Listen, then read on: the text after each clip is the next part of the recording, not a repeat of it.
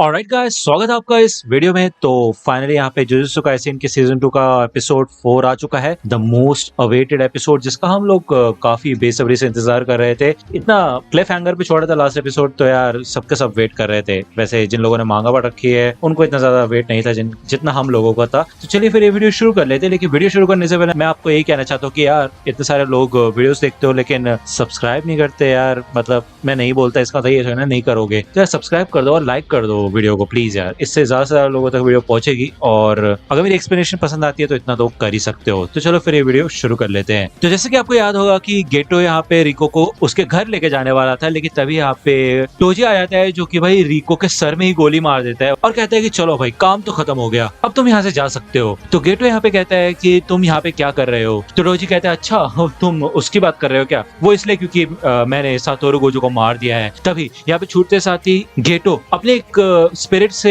टोजी के ऊपर हमला करता है और ये स्पिरिट भाई टोजी को इधर उधर उड़ाता हुआ लेके जाता है। लेकिन फिर भी यहाँ पे टोजी भाई 3 बुलेट्स मारता है और ये तीनों की तीनों बुलेट भाई बिल्कुल निशाने पे होती है और गेटो को लग जाती। लेकिन गेटो सही समय पे अपने कर्स स्पिरिट का इस्तेमाल करके अपने आप को प्रोटेक्ट कर लेता है और उसकी तरफ आगे बढ़ता है। गेटो कहता है कि इतने उतावले मत हो। स्टार एंड फॉरबिडन वर्ल्ड का टॉम बैरियर्स का इस्तेमाल करता है। अब वो लोग एंट्रेंस पे गार्ड को तो रख नहीं सकते, तो अगर किसी इंसान को पता है कि ये दरवाजे किधर है तो हम काफी सारे लूप होल्स ढूंढ सकते हैं। इस समय ज्यादातर सॉर्सरर्स बिजी हैं और जुजुत्सु हाई पे फ्लाई हेड्स का खतरा मंडरा रहा है। बाहर तो तबाही मच रही होगी यार। अब क्योंकि मेरे अंदर कोई कर्स एनर्जी नहीं है इसलिए मैं एक तरीके से अदृश्य हूँ और ये सबसे बड़ी प्रॉब्लम है तुम लोगों के लिए। अगर मैं किसी कर्स टूल का इस्तेमाल करता हूँ तो मैं फिर इनविजिबल नहीं रहूंगा क्योंकि कोई भी मेरा पता लगा सकता है। इसके अलावा मैं अपने पास एक ऐसा कर्स स्पिरिट रखता हूँ जो कि अपने अंदर ऑब्जेक्ट्स छुपा सकता है। मैं उसके अंदर अपने कर्स टूल्स रखता हूँ। अब तुम सोच रहे होगे कि इस कर्स स्पिरिट की वजह से मैं अदृश्य कैसे हो सकता हूँ, तो मैं तुम्हें बता दूं कि मैं इन कर्स स्पिरिट को इतना ज्यादा छोटा कर लेता हूँ कि मैं इन्हें निगल जाता हूँ और अपने पेट के अंदर रखता हूँ। और एक अदृश्य आदमी के ऑर्गन्स भी अदृश्य ही रहते हैं जिस वजह से किसी को भी वो दिखाई नहीं देते, क्यों है ना। तो इस तरह मैंने तुम लोगों का बैरियर पार कर लिया, अपने साथ हर तरीके के कर्स टूल लेके आया इधर। अब तुम ये सोच रहे होगे कि मैंने शुरुआत में ही अपने कर्स टूल का इस्तेमाल क्यों नहीं किया। अगर मैं ऐसा करता तो 6 आइज को कैसे हरा पाता मैं। पहले मेरे को स्टार प्लाज्मा वेसल को ही मारना चाहिए था, लेकिन मैं इस बात का जोखिम नहीं ले सकता था कि 6 आइज मुझे देख ले। गेटो ये कहता है कि बस चुप हो जाओ, मुझे पता है तुमने एक स्पिरिट से पैक्ट बना रखा है जिस वजह से तुम्हारी स्ट्रेंथ इंक्रीज हो जाती है, बिल्कुल एक सॉर्सरर की तरह। तुम्हें पता कैसे चला कि यहाँ पे आने के दरवाजे कौन से हैं।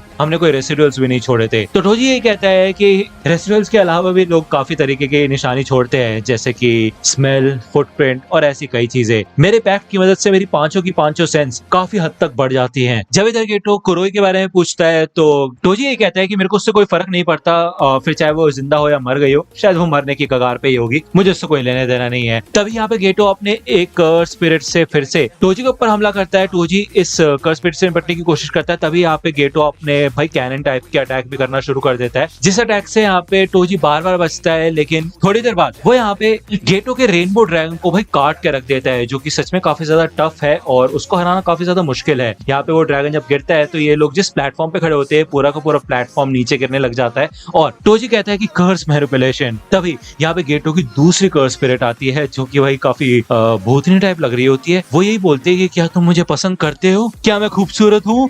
और भाई वो सच में काफी ज्यादा खतरनाक होती है। तो सच में भाई कर्स स्पिरिट ही है सच में। टोजी इसको देख के समझ जाता है कि इसने एक सिंपल डोमेन बनाया है यहाँ पे और जब तक मैं इसके क्वेश्चन का आंसर नहीं दूंगा तब तक ये मुझे टॉर्चर करेगी। तो वो कहता है कि नहीं तुम मेरे टाइप के नहीं हो। और तभी यहाँ पे भाई टोजी का कान कटने लग जाता है, उसके बाल कटने लग जाते हैं। लेकिन तभी टोजी अपना वेपन निकाल के भाई इस पूरे डोमेन को काट के रख देता है, साथ ही साथ स्पिरिट को भी खत्म कर देता है। यहाँ पे गेटो आगे बढ़ता है और अपने कर्स मैनिपुलेशन का इस्तेमाल करके वो यहाँ पे टोजी के सबसे मेन वाले कर्स को एब्जॉर्ब करने की कोशिश करता है। उसे पता होता है कि वो फिर चाहे 2 क्लास हायर वाले जो कर्स है उनको भी आसानी से एब्जॉर्ब कर सकता है और फोर्स करके उनको मैनिपुलेट कर सकता है। अगर उन्होंने सरेंडर कर दिया तो गेटो के लिए काफी ज्यादा आसान हो जाती है ये चीजें, लेकिन उसके बावजूद वो उन्हें किसी भी तरह एब्जॉर्ब कर सकता है। तो यहाँ पे जब वो टोजी के कर्स को जस्ट एब्जॉर्ब करने वाला होता है तभी यहाँ पे उसको एक झटका टाइप लगता है और टोजी छूटते साथ ही यहाँ पे भाई गेटो को भी काट के रख देता है। यहाँ पे ये पूरा का पूरा प्लेटफॉर्म नीचे गिर जाता है और टोजी ये कहता है कि मैंने तुम्हारे ऊपर इस तरीके से अटैक किया था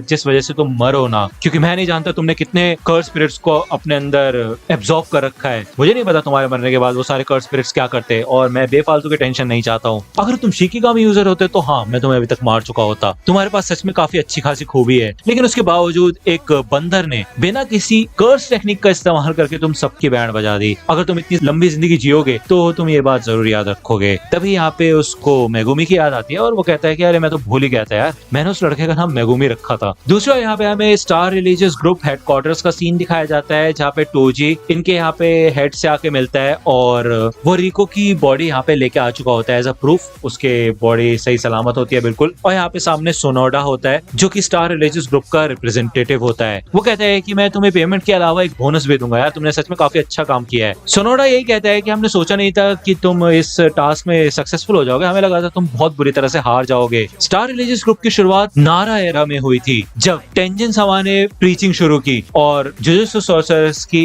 शुरुआत की। धीरे धीरे बुद्धिज्म पूरे जापान में फैल रहा था उस समय। जुजुत्सु सोसाइटी और रिलीजियस कॉर्पोरेशंस के बीच में काफी अंतर था, उसी वजह से यहाँ पे स्टार रिलीजियस ग्रुप की शुरुआत हुई। हमने एक कसम खाई थी कि हम नॉन सॉर्सरर्स बन के रहेंगे। जुजुत्सु सॉर्सरर्स को कई फायदे होते हैं लेकिन वो नॉन सॉर्सरर्स के ऊपर हाथ नहीं डाल सकते। तो अब फाइनली वो समय आ चुका है जिस चीज को एक टाबू माना जाता है, एक ऐसा रिलीजन जो कि सिर्फ एक ही भगवान को मानेगा। अगर हमारे बिलीवर्स ने एसिमिलेशन होते हुए देखा होता तो हमारी पूरी एसोसिएशन खत्म हो जाती। हम कोई एक्शन लेते तो जुजुत्सु सॉर्सरर हमें कुचल के रख देते। हम सच में काफी निराश थे, हमें लगा था हम सब कुछ खो देंगे, लेकिन तुमने सच में काफी अच्छा खासा काम किया। ये तो यहाँ से निकलते हैं और टोजी यही कहते हैं कि मैंने तुम्हें कहा था ना कि उस मेड को कहीं दूर ले जाके मार डालना, तुमने उसे मारा क्यों नहीं? तो ये बंदा यहाँ पे यही कहता है कि हमें पता था कि तुम गोजो को हराना चाहते हो, इस वजह से हमने उसकी किडनैपिंग का नाटक किया और उसको ओकिनावा लेके गए, जिस वजह से एंड में आके हमारा प्लान तो सक्सेसफुल हुआ ही। मैंने तुम्हें इसलिए नहीं बताया क्योंकि तुम मेरे कॉल भी नहीं उठा रहे थे और वैसे भी तुम मेरे किसी प्लान के बारे में सुनना भी नहीं चाहते, क्यों है ना? तो चलो फिर कोई बात नहीं, एटलीस्ट हमारा मिशन सक्सेसफुल हुआ। तो टोजी ये कहता है चलो यार ऐसा करते हैं कि